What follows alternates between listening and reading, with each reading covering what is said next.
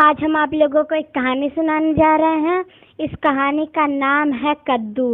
एक छोटा सा गांव था। वह गांव जंगल के किनारे था और उस गांव में एक बूढ़ी औरत रहती थी जिसकी सिर्फ एक ही बेटी थी और वो भी उसकी शादी हो गई थी जंगल के दूसरी तरफ। जो जंगल था उसके दूसरी तरफ। और जब भी उसको अपनी बेटी से मिलने का मन करता था वो जाते थे अपनी बेटी से मिलने।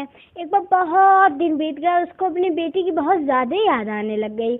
तो उसने सोचा कि आज मैं अपनी बेटी के घर जाऊंगी क्योंकि मुझे उसकी बहुत याद आ रही है अपनी बेटी की। तो उसने अपना कपड़ा लिया और अपनी बेटी के लिए अच्छी अच्छी मिठाइयाँ ली और वह गई अपनी बेटी के घर। और वह जा रही थी, रास्ते में तभी जंगल में उसको एक शेर मिलता है। तो कहता कि ए बूढ़ी कहाँ जा रही है, मैं तुझे खा जाऊंगा। तो बूढ़ी थोड़ा डर जाती है लेकिन फिर वह हिम्मत नहीं आती। वो कहती है कि मैं अपनी बेटी के घर जा रही हूँ और मैं वहाँ जाऊंगी, घी रोटी खाऊंगी, अच्छा अच्छा खाना खाऊंगी, मोटी ताजी हो जाऊंगी, तब तुम फिर मुझे खा लेना। तो शेर कहता है कि तुम मुझे धोखा मत देना और मैं तुम्हें क्यों जाने दूँ, अभी तुम वहाँ से आओ मत और मैं हाँ इंतज़ार करता रहूँ। तो फिर बूढ़ी ने कहा कि मैं धोखेबाज नहीं हूँ, मैं आ जाऊंगी और मुझे इतना धोखेबाज मत समझो। तो शेर कहता कि ठीक है, मैं तुम्हें 4 दिन की मोहलत देता हूँ। 4 दिन में तुम्हें जाना है अपनी बेटी के घर, वहाँ से आ भी जाना है, नहीं तो मैं तुम्हारी बेटी के घर पे ही आके तुम्हारी बेटी को भी खा जाऊंगा। तो फिर वह बेचारी डरते डरते फिर आगे भाग चली जाती है, दौड़ते दौड़ते खूब तेज। तो आगे उसको एक गीदड़ मिलता है। वो कहता है ए बूढ़ी कहाँ जा रही है, मैं तुझे खा जाऊंगा। तो फिर से बूढ़ी वही कहती है कि मैं अपनी बेटी के घर जा रही हूँ, वहाँ जाऊंगी, घी रोटी खाऊंगी, अच्छा अच्छा खाना खाऊंगी, मोटी ताजी हो जाऊंगी, तो फिर मुझे खा लेना, 4 दिन के अंदर मैं आ जाऊंगी। तो फिर वह चला फिर से गिदड़ भी उसको जाने देता है। तो अपनी बेटी के घर पहुंच जाती है।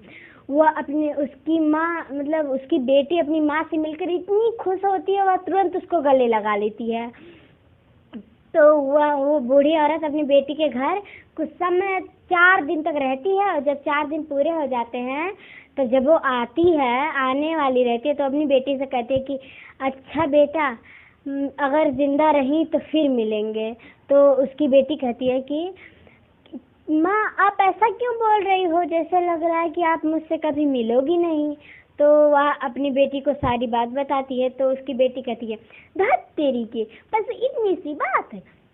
तो फिर उसकी बेटी एक बड़ा सा कद्दू लाती जिसमें उसकी माँ बैठ सके। उसके बाद उसको अंदर से पूरा खाली कर देती है और हाथ और पैर निकालने के लिए जगह बना देती है, देखने के लिए छोटा छोटा गोला बना देती है और उसी में अपनी माँ को बैठा देती है और भेज देती है। तो कहती है अपनी माँ से कि माँ आप चल भाई कद्दू तुड़ुक तुड़ुक करते करते जाइएगा। तो उसकी माँ जाती है, कहती है चल भाई कद्दू तुड़ुक तुड़ुक करते करते जाती है। तब आके गिदड़ मिलता है, बस उसको रोक लेता है, कहता है कि ए कद्दू कहाँ जा रहा है, तूने बुढ़िया को देखा कहीं। तो कद्दू कहता है बूढ़ी मुझे नहीं मालूम, चल भाई कद्दू तुड़ुक तुड़ुक आगे भागती जाती है। तब तक पीछे गिदड़ भी उसका पीछा कर लेता है। तो आगे शेर उसको रोक लेता है और तुरंत एक पंजा मारता है, बस बूढ़ी डर की वजह से बाहर निकल आती है दन से। तो शेर से बूढ़ी कहती है कि लो मैं तुम दोनों के कहने के मुताबिक यहाँ आ गई और पहले ये बता दो मेरा सर कौन खाएगा और पैर कौन खाएगा। तो शेर कहता है नहीं सर मैं खाऊंगा। गिदड़ कहता है नहीं सर मैं खाऊंगा। शेर कहता है नहीं सर मैं खाऊंगा। और गिदड़ कहता नहीं सर मैं खाऊंगा। मैं के चक्कर में उन दोनों में इतनी भयानक लड़ाई हो जाती है और इसी का फायदा उठाकर बूढ़ी झट से अपने कद्दू में बैठती है और वहां से तुरंत फुर्र से निकल जाती है, कहते कहते भाग जाती है, चल भाई कद्दू तुड़ुक तुड़ुक करते करते ढमलते ढमलते सीधे अपने घर जाकर उतरती है।